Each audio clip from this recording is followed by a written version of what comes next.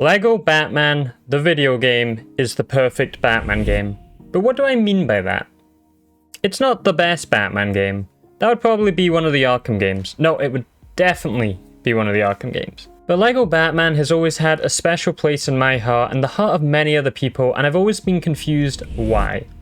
Why this game for me and others was so impactful to me at a young age, and how it made me into a Batman fan, which is now my favourite franchise. When I made my ranking all Lego video, I read all the comments about each game, and a lot of people mentioned why their particular game was their favourite.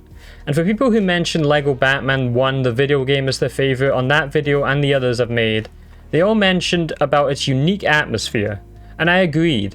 Lego Batman has a completely unique atmosphere that is unlike any other Lego game. So, I replayed it. And instead of playing it like a game, I almost played it like an art piece, taking away what makes it a game and stripping it down into pieces to see what makes it Lego Batman. And in doing so, I discovered why I think Lego Batman is the perfect Batman game. So in this video, I'm going to be breaking down all parts of Lego Batman the video game and showing you why it was so memorable to Batman fans, and why it's technically the perfect Batman game. If you do enjoy this video, consider liking and leave a comment, and you can subscribe to this channel. I like to do rankings and other entertainment-based videos, and after making this video, I'll definitely be doing more retrospectives and analysis, since this was a lot of fun to do. So if you do enjoy the video, subscribe for more, but let's get on with it because there is a lot to talk about. The first part I'm going to talk about is the game's design, and how it's so perfectly Batman. When you first start the game, you're placed in the Batcave, and there's three of Batman's most famous vehicles: the Batwing, the Batbolt, and the Batmobile. This is the hub where you spend most of the game, and you'll be returning to it a lot while you're playing it.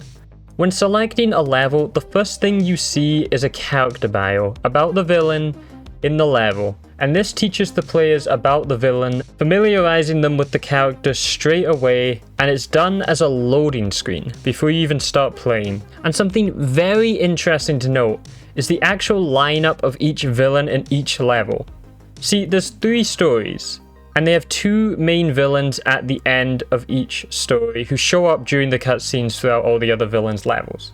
These pair of villains are Two-Face and the Riddler, Catwoman and Penguin, and Joker and Harley.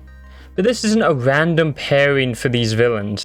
These pairs are from the Batman movies, with the Batman Returns having Catwoman and Penguin, and Two-Face and Riddler from Batman Forever. And in the final level of each story, it's from the Batman movies.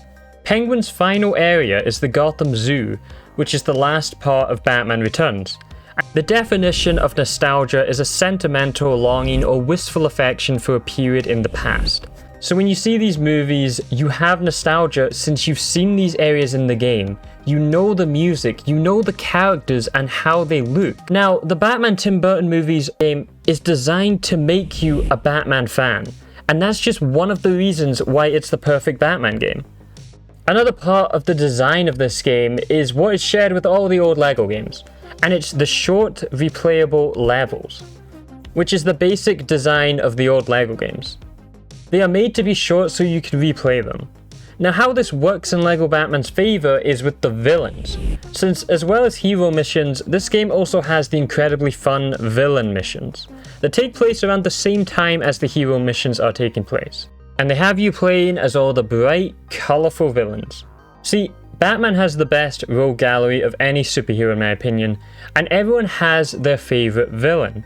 It's like with any big game or movie that has a ton of characters. Everyone has their favourite character to play as, or in fighting games, their character to main, or their champion to master in MOBAs. And in Lego Batman, you're going to be playing as these characters a lot, since the levels are short, but there's a lot of collectibles and secrets to find in each level. And the more time playing the character, the more you like the character, and the more you want to know about your favourite character. Which at the start of the level, it tells you a short bio of the villain you're playing as, or the villain featured in the level. But now that you have your favourite villain, you can see what other Batman media has the same villains in it. And for me, it was Catwoman and Scarecrow and Mr. Freeze that were my favourite in this game. And what Batman media has all these villains? Batman the Animated Series, one of the greatest animated TV shows ever made. And with that, you will become a Batman fan, or at least that's what happened to me. What I'm basically saying here is you will want to find more stuff that includes your favorite villain, and in doing so, you will seek out more Batman media and already have a basic understanding of the Batman mythos already from playing the game. It's baby's first Batman, but the game isn't only for kids. It was designed for kids. But the reason why adults and teens still enjoy playing this game, well, for one, the LEGO games are still fun and nostalgic to play.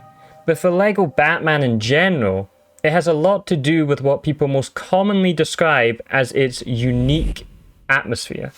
And I finally found out what that means.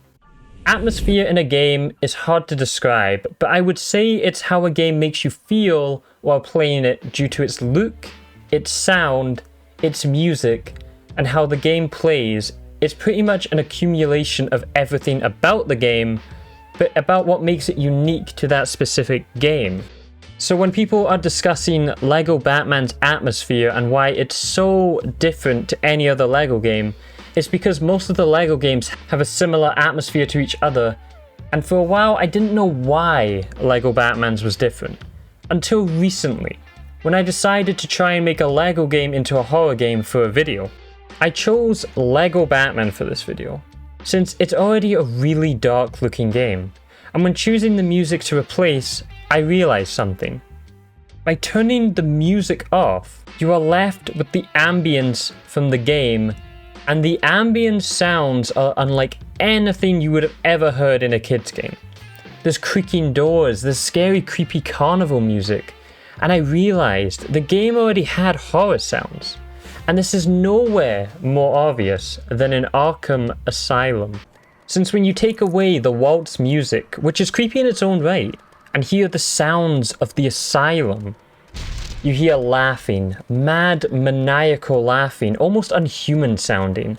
But then it's a woman laughing, but you can't tell if she's crying or laughing.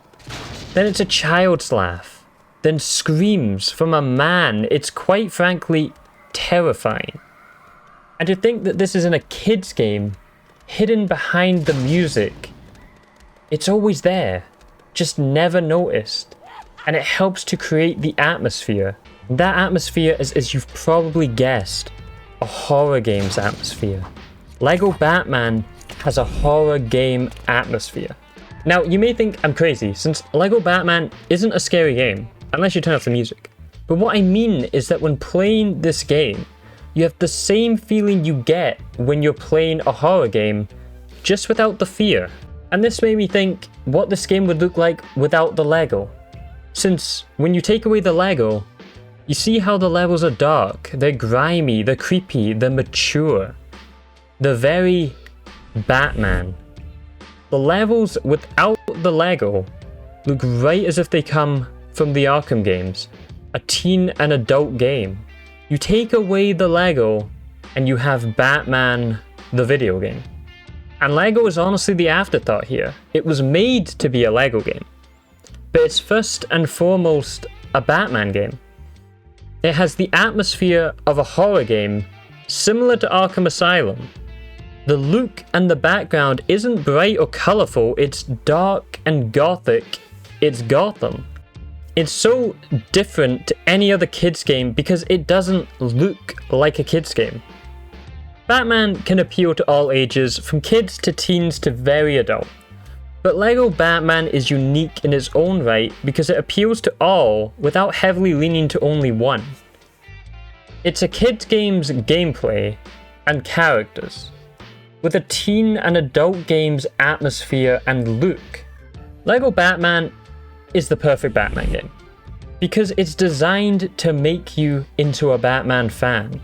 It introduces you to the villains and the mythos of Batman while you play. It shows you the tone and maturity of Batman in a kid's video game. It makes you love the characters without knowing much about them, but makes you want to know more. It makes you want to dive into the world of Batman. It appeals to all ages, and most important of all, it's fun.